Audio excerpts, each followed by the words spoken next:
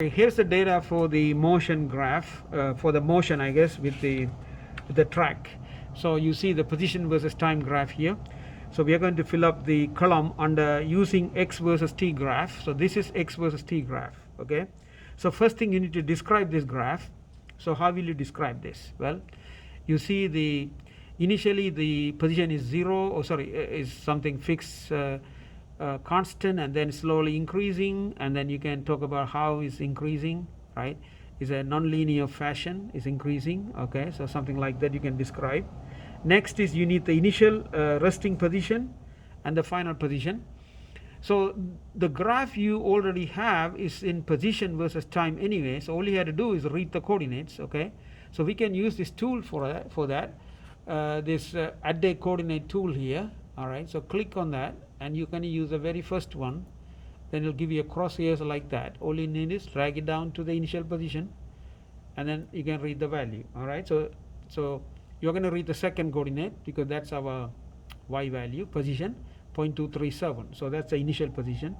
Okay, and by the way, if you move this anywhere until it starts to move, that number won't change. Okay, so it says about the same right there, and then it starts to go up right here. It's going up anyway.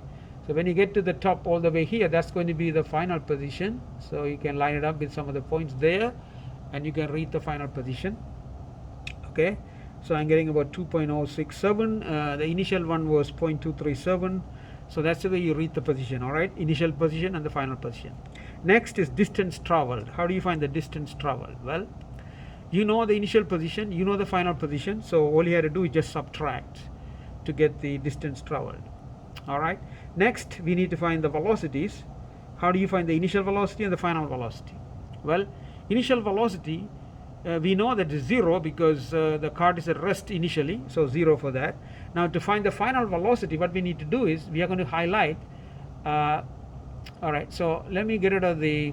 All right, so we are going to highlight some of the data at the end, okay, before it hits the end anyway. So we are going to highlight only some of the data points, okay, because if you look at the slope is actually increasing. Okay, initially we have zero slope and it's slowly increasing, so we are trying to find the final velocity, so we want the slope at the end. All right, so what I will do is come over here, click the highlight button, I go over here, I will highlight, okay, not many data, I will try to highlight some data points close to the end, and then you do a fit for that. So go down to the linear fit here, and then it's going to put a line through some of the last points and give you the value.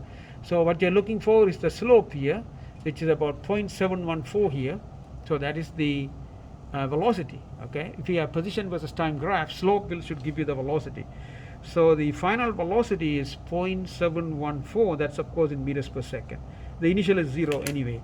We don't need to do anything for that. Or you can drag it down and get the slope down here. That'll be zero anyway. Okay, so that's all you do under using x versus t. Now we are going to do v versus t. So what you do is click the position here and choose velocity, and you will see the velocity versus this graph. And also let me get rid of my fit because we can do this. So let me get rid of it. Okay, so this is the graph for the velocity versus time graph.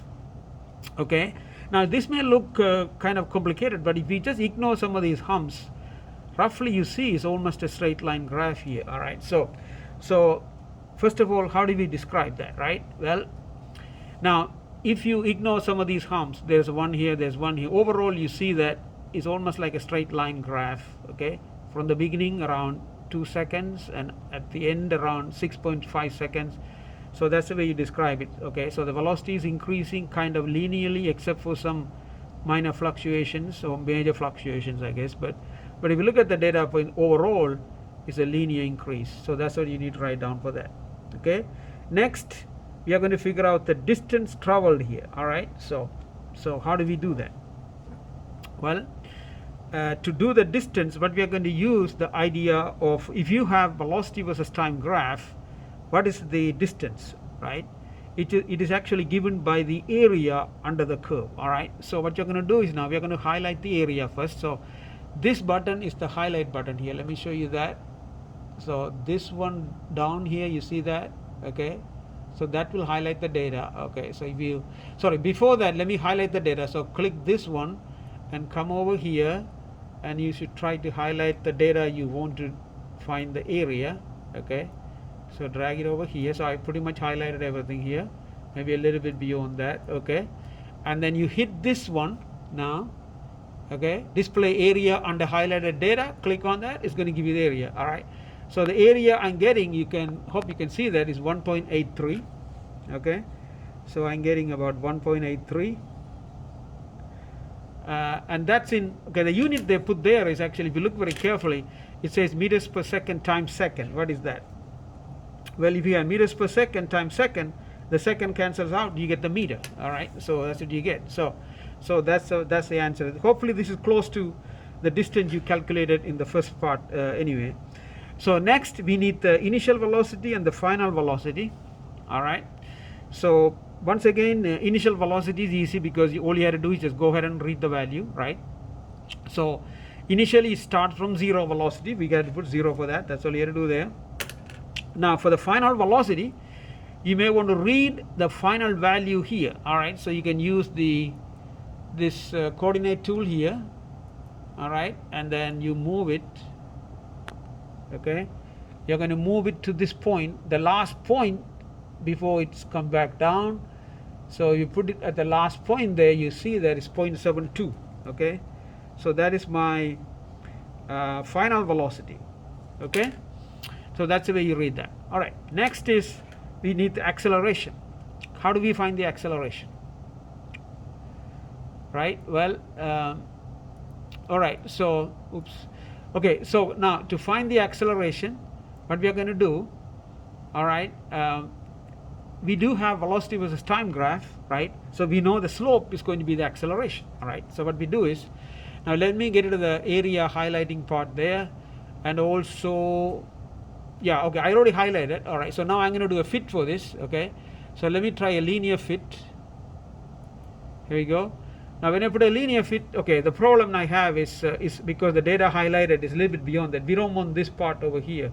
Okay, so I need to go back and highlight my data properly. So let me bring back the data all the way here somewhere. All right, and then also here I will bring back my data up to here someplace, I guess. Anyway, roughly you can kind of see, I guess.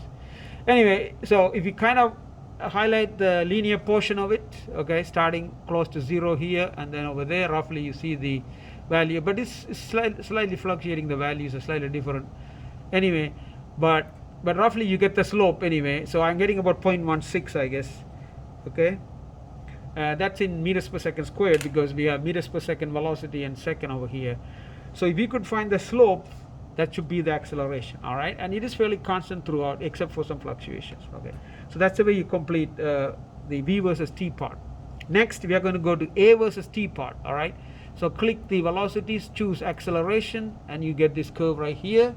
So what do you think about this curve here? Well, this looks really complicated. All right, so let me go back here and get rid of my fit. So I have a nice blank curve here. So now how do we interpret this graph? Right now, you know, roughly about 2 seconds the motion started, which you can see here, right, is fairly nothing over here, and then it started and it stays fairly constant. There's a jump up here and then it stays fairly constant.